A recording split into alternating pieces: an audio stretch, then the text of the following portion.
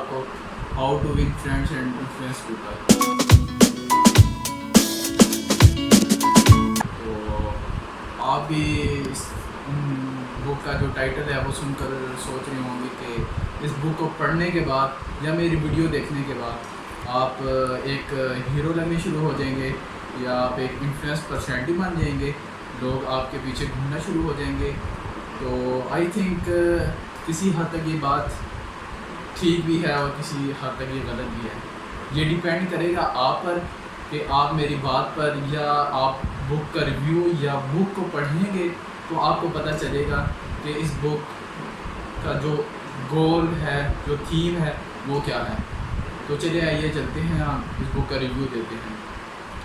ये book Dale Carnegie जो भी है 1936 में उन्होंने लिखी है और इस बुक को लिखने का उन्होंने एक स्टोरी सुनाई है कि वो एक जगह ट्रेनिंग देते थे और वहाँ एक बंदा आता था जो 11 बच्चों का बाप था और उस बंदे में पब्लिक स्पीकिंग बिल्कुल भी नहीं थी।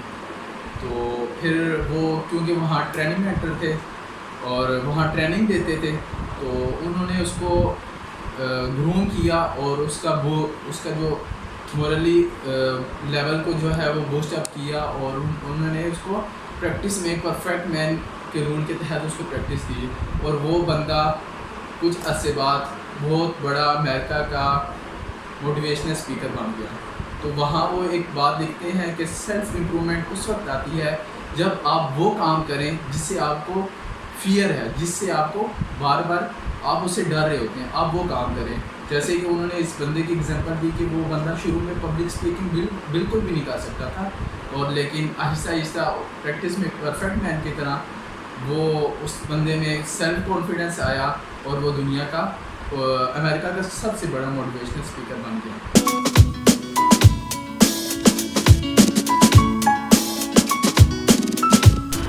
पार्ट 1 में वो बोलते हैं कि win people to your way of thinking. अगर आपने किसी अपने दोस्त की इस्लाह करनी है या उसको राह रास्त पर लाना है तो आपको चाहिए कि talk about your own mistake before criticising the other person. आप किसी बंदे को डायरेक्ट क्रिटिसाइज़ करेंगे तो वो बंदा आपसे दूर हो जाएगा। वो मिसाल के तौर पर अगर आप किसी बंदे को जानोइज़म या हराम रिलेशन के बारे में बताना चाहते हैं, उसके साइड इफ़ेक्ट्स के बारे में बताना चाहते हैं तो आपको सबसे पहले उस बंदे को अपनी मिस्टेक्स के बारे में बताना पड़ेगा कि आपने टीन एज में कौन कौन सी मिस्टेक्स की है और उसके क्या साइड इफ़ेक्ट्स हैं। तो इसके बारे में फिर वो जो बंदा होगा वो आपसे इन्फ्लुएंस भी होगा, मुतासिर भी होगा और इंशाल्लाह वो नेक्स्ट टाइम आपके पास आएगा। नेक्स्ट में वो बोलते हैं कि आप क्रिटिसिज्म को फेस करना जाने। अगर आप गालियाँ देना जानते हैं तो आपको गालियाँ सुनने की भी आदत डालनी चाहिए। तो उसके अंदर वो एक अमेरिकन एम्बेसडर टू फ्रांस हैं, वो बहुत ही सक्सेसफुल बंदे हैं। वो कहते हैं I will speak ill of no man. और इंसान के अंदर जो बुराइयाँ होती हैं मैं उनके बारे में बात नहीं करता, जो इंसान के अंदर खूबियाँ होती हैं मैं उसके बारे में बात करता हूँ। तो लोग मुझसे मुतासिर होते हैं और वो मुझे अपना हमनशीन, अपना दोस्त समझते हैं और वो मुझसे खुश होते हैं और मेरे से इन्फ्लुएंस्ड होते हैं।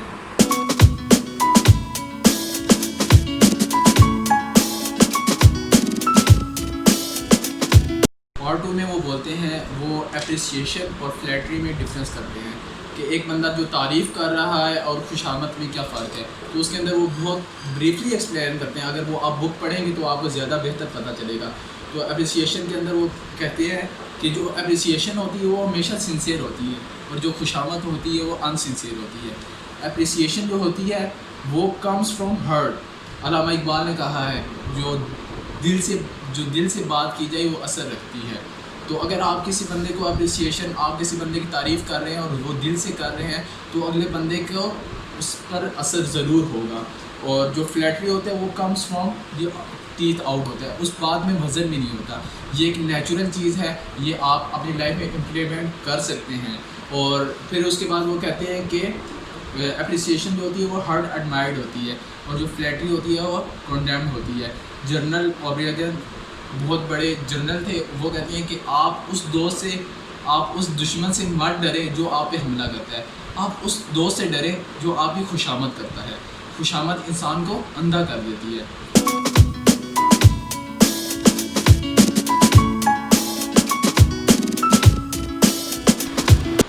फिर वो स्माइल के बारे में पार्ट 3 में बोलते हैं कि happiness does not come from outward situation, it's depend upon your inward situation, और happiness is a state of mind. वो एक जगह वाक़या ज़िक्र करते हैं कि एक चाइनीज़ प्रोवर्ब है कि अगर आपको हंसना नहीं आता, आपको मुस्कुराना नहीं आता, तो आप दुकान मत खोलें। तो इसके बारे में वो स्माइल के बारे में कह रहे हैं कि आप जब भी किसी बंदे से मिलें, जिस बंदे से मुलाकात करें, तो आप उसको स्माइल पास करें। आप जब उससे मिलें फ़र्स्ट टाइम आप हैंड शेक करें और गर्मजोशी से मिलें और आप उसको स्माइल करें, तो इससे लोग आपसे इन्फ्लुएंस होंगे, आपसे लोग मुतासिर होंगे।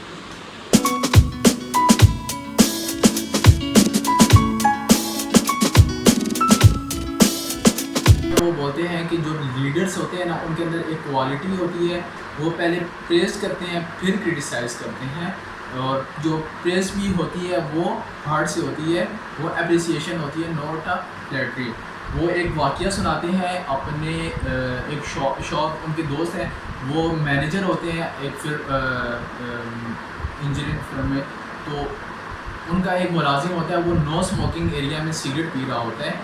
वो उसके पास जाते हैं और कहते हैं, ओ यंग मैन, मुझे भी ना एक सिगरेट दो।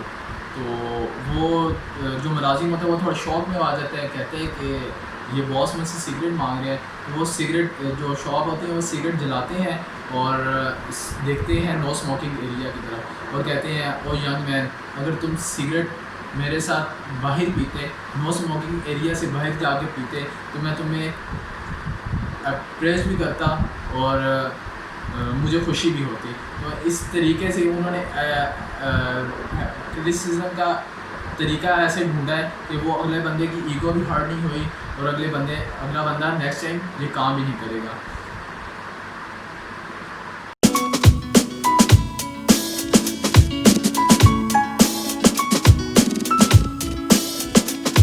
पार्ट 5 में वो बोलते हैं, if you are wrong quickly admit it. आप अपनी गलतियों को जितना जल्दी हो सके आप लोगों के सामने कबूल करें और अपनी ईगो को बीच में मत लेकर आएँ, लोग आपसे यकीनन मुतासिर होंगे। और उसके बाद आप किसी की ओपिनियन को उसको रिस्पेक्ट दें, try to appreciate other opinion. वो अपने दिमाग से अपने तरीके से सोच रहे हैं, शायद आप अपनी जगह ठीक हो, वो अपनी जगह ठीक हो।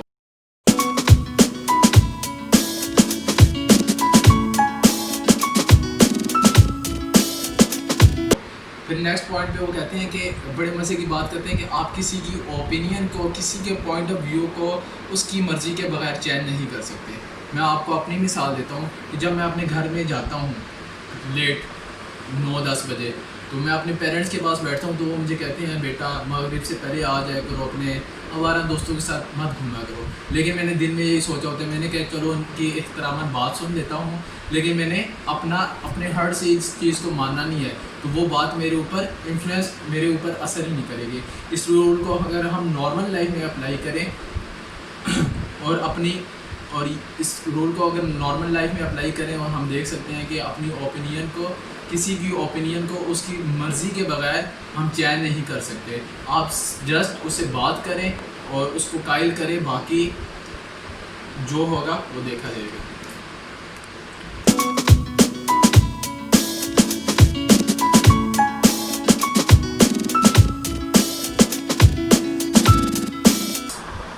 पार्ट 7 में वो बोलते हैं कि आप लोगों की बातों की तवज्जो से सुनें।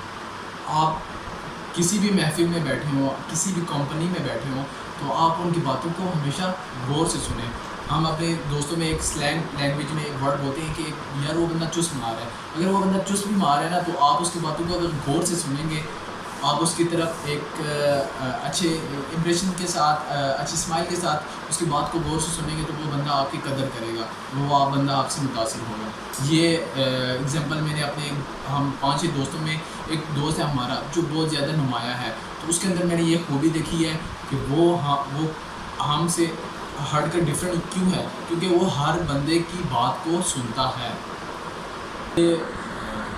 और हम इस वीडियो का एंड करते हुए हम ये कहते हैं कि ये मेरा पॉइंट ऑफ व्यू और मेरा बुक रिव्यू था। मैंने बुक पढ़ी है तो मुझे कुछ बातें अच्छी लगी, मैंने समझा है कि मैं आपके साथ ये बातें शेयर करूँ।